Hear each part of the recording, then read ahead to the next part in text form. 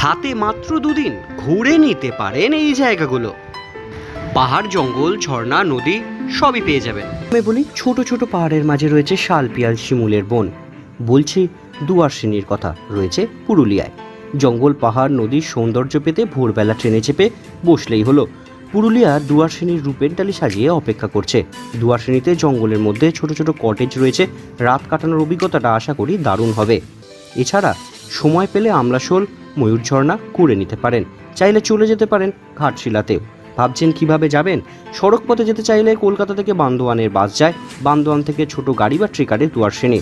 চাইলে যাদের নিজেদের গাড়ি আছে সরাসরি সড়ক পথে আপনারা পৌঁছে যেতে পারেন দুয়ারসিনিতে। ট্রেনে করে যেতে চাইলে প্রথমে ঘাটশিলা যাওয়ারই সুবিধে।